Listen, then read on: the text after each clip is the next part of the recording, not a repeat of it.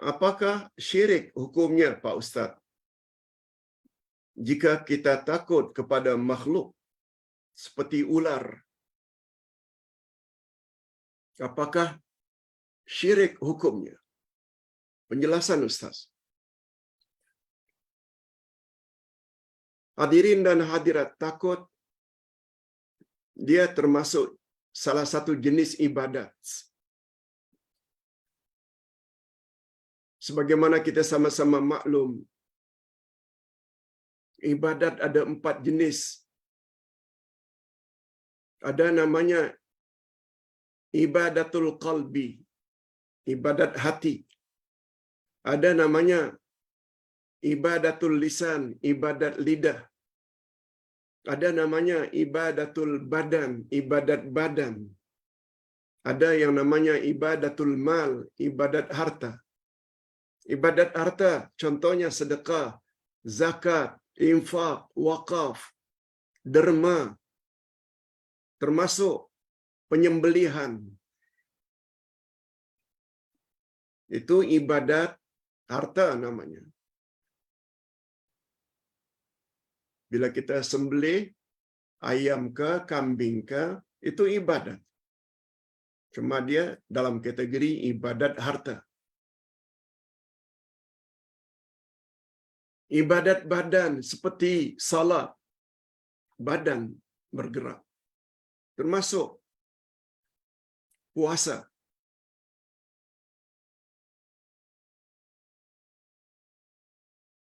Ibadat berikutnya, ibadatul lisan. Seperti berdoa, istighfar, isti'adzah, mohon perlindungan, istighatsah. Semuanya itu lisan yang sebut, lidah yang sebut. Itu sebabnya berdoa tidak boleh ditujukan kepada selain Allah. Sebab berdoa itu adalah ibadat dan ibadat mesti ditujukan hanya kepada Allah. Nah, yang banyak jamaah atau umat Islam terlepas pandang, yaitu ibadatul qalbi, ibadat hati. Pertama sekali al-mahabbah, cinta, itu ibadat. Cinta ada 5 macam. Ustaz dah jelaskan dalam buku Akidah Ahli Sunnah wal Jamaah jilid 1. Yang paling berbahaya yaitu al-mahabbatu ma'allah. Cinta kita kepada seseorang menyamai cinta kita kepada Allah. Itu boleh membawa kepada syirik. Yang kedua, al-ikhlas. Itu ibadat hati. Ar-raja, mengharap, ibadat hati. Tawakal, ibadat hati. Termasuk al-khawf, yaitu takut. Takut termasuk ibadat. Takut hendaklah hanya kepada Allah. Lalu timbul persoalan. Bagaimana kalau kita takut dengan ular, Pak Ustaz? Tidakkah itu syirik? Nah, di sini penjelasannya. Takut pula terbagi 2. Ada takut yang boleh membawa syirik dan ada takut yang tidak membawa kepada syirik. Ada namanya takut khurafat, yang kita reka-reka. Takut baby dalam perut cacat, lalu dihubung kaitkan dengan suami, umpamanya bunuh monyet atau bunuh ular. Lalu kita pun terkejut. Lalu kita takut kalau anak kita jadi cacat, sebagaimana cacatnya monyet atau cacatnya ular yang dibunuh oleh suami. Itu namanya tiarah, syirik. Sebab Nabi bersabda, "Inna tiarata syirkun." Tiarah itu adalah syirik. Tiarah maknanya menghubung kaitkan suatu peristiwa dengan bencana yang bakal menimpa. Takut pada angka 13, syirik. Kononnya angka itu boleh membawa sial. Tak ada kena mengena dengan agama. Itu namanya takut khurafat. Takut mengadakan nikah kahwin pada bulan-bulan tertentu. Sebab bomo, dukun katakan, jangan buat pada bulan itu. Nanti tak akan kekal perkawinan anakmu itu. Ini pernah dibantah oleh Nabi. Pada zaman jahiliyah, tidak ada yang melakukan nikah kahwin pada bulan Syawal. Karena dianggap bulan Syawal itu bulan yang sial. Lalu Nabi sallallahu alaihi wasallam langgar kepercayaan itu. Nabi justru kahwin dengan Aisyah, isteri yang paling beliau kasihi pada bulan Syawal. Itu namanya takut khurafat. Betul, itu boleh bawa syirik. Tapi ada satu lagi takut yang tidak membawa kepada syirik. Dia sebut dengan takut adat. Adat bukan adat istiadat ya, bukan. Khauful adah. Takut adat, adat maknanya kebiasaan. Takut mendekati harimau. Karena kebiasaannya harimau mengoyak, menerkam. Takut mendekati beruang. Beruang biasanya menerkam, mengoyak. Takut betulkan barangan elektrik sendiri. Sebab kadang-kadang ada kejutan bila kita tak tahu. Itu takut. Termasuk takut kepada buaya. Takut pada ular. Biasanya atau adatnya ular mematuk. Takut macam itu tidak membawa kepada syirik. Ini semua Ustaz dah tulis dalam buku Ustaz ke arah maaf. Akidah Ahlussunnah wal Jamaah jilid 1 dan jilid 2. Maka terjawablah soalan apakah boleh membawa syirik bila kita takut pada ular. Dia memerlukan penjelasan. Pak Ustaz, saya selalu membaca ayat ini. Wa ufawwidu amri illallah annallaha basirun bil ibad. Ini ayat Quran. Ini adalah ayat Quran. Pertanyaannya, yakni surat Al-Ghafir ayat 44.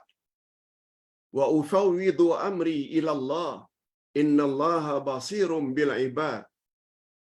Dan aku senantiasa menyerahkan urusanku bulat-bulat kepada Allah untuk memelihara aku.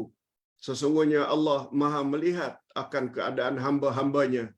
Surat Ghafir atau nama lainnya surat Al-Mu'min ayat yang ke-44.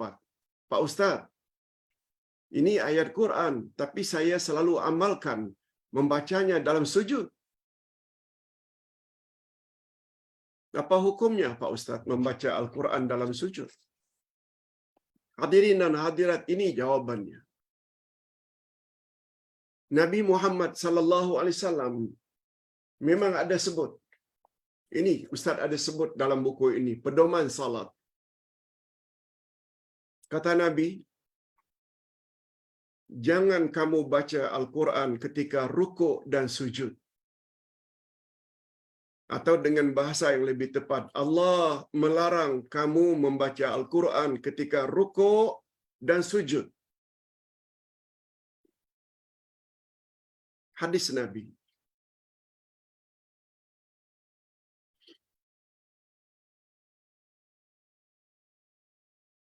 Kalau ditanya apa sebab Pak Ustaz? Ayat Quran adalah kalamullah. Kalamullah kedudukannya sangat tinggi. Itu sebabnya tidak wajar ketika kita sedang merendah, sama ada rukuk, apalagi sampai sujud. Ini rendah sangat. Tak sesuai Al-Quran dibaca ketika posisi kita sedang merendah. Sebab Quran itu maha tinggi. Sebab dia kalamullah. Tapi pandangan para ulama dan Ustaz cenderung pada pandangan ini. Kita tak nafikan adanya larangan Nabi membaca Quran dalam rukuk dan sujud. Tetapi apabila kita membaca doa dengan niat itu adalah doa, bukan membaca Quran. Itu adalah doa. Seperti umpamanya Rabbana atina fid dunya hasanah wa fil akhirati hasanah wa qina azabannar. Ayat Quran. Rabbana atina min ladunka rahmah wa hayyi' lana min amrina rasyada. Ayat Quran. Rabbana zalamna anfusana wa illam taghfir lana wa tarhamna lanakunanna minal khasirin. Ayat Quran. Rabbighfirli wa liwalidayya. Ayat Quran. Tapi kita baca ayat-ayat itu dengan maksud doa, maka hukumnya dibolehkan. Begitu pendapat kebanyakan para ulama, termasuk pendapat mufti-mufti di kerajaan Arab Saudi yang Ustaz pernah baca. Jadi tak ada masalah. Niatkan niat doa, bukan niat membaca Al-Quran. Walaupun dia berasal daripada ayat Quran. Nah, yang terakhir,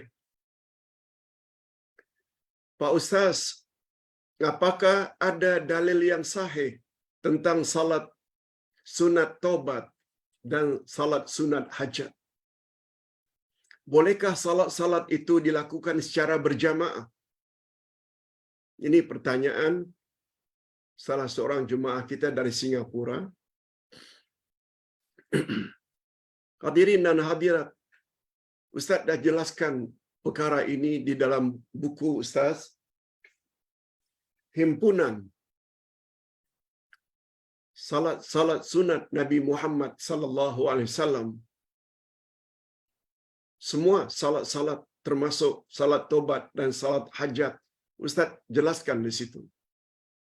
Selain salat sunat rawatib, tahajud, witir, salat sunat, tasbih, semua ada di dalam buku tersebut. Nah, sesuai dengan pertanyaan, salat taubat, hadisnya sahih, datang dari Nabi Muhammad sallallahu alaihi wasallam. Salat sunat hajat, derajatnya dhaif. Orang siapa mempunyai satu-satu hajat, hendaklah dia melakukan salat 2 rakaat. Setelah ambil uduk dengan sempurna, salat 2 rakaat. Kemudian dia minta apa yang dia hajatkan. Niscaya Allah kabulkan apa yang dia hajatkan. Cuma nilainya dhaif menurut kebanyakan ulama hadis.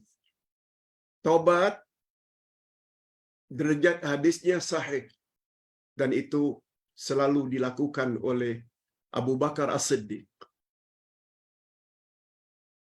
Hanya saja hadirin dan hadirat, Ustaz ada jelaskan dalam buku tersebut, salat sunat yang dilakukan oleh Nabi sallallahu alaihi wasallam ada yang digalakkan dilakukan sendiri-sendiri,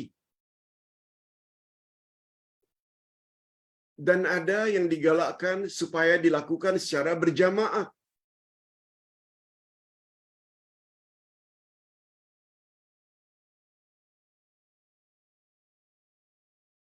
Seperti salat hari raya Idul Fitri, Idul Adha. Salat sunat gerhana berjamaah. Dan Nabi juga galakkan supaya kita lakukan salat berjamaah, tahajud, witir. Dan itu pernah dilakukan oleh Nabi secara berjamaah.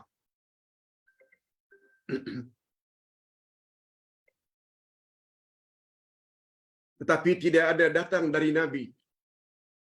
Tapi tidak pernah datang dari Nabi yang Nabi suruh agar melakukan salat taubat itu secara berjamaah. Itu dilakukan secara individu-individu. Sendiri-sendiri. Kita tahu apa dosa kita, buat. Begitu juga kalau kita ingin buat salat hajat, boleh. Sebab dia termasuk fadilat amalan. Boleh. Walaupun hadisnya dhaif. Tapi bukan secara berjamaah. Kalau ditanya apakah Nabi pernah buat, jawabnya tidak pernah. Ingat, dalam bab ibadat, kita perlu ikut apa yang telah digariskan oleh Nabi sallallahu alaihi wasallam. Sebagaimana yang kita jelaskan tadi pada penghujung atau ayat terakhir dari surat Al-Kahfi.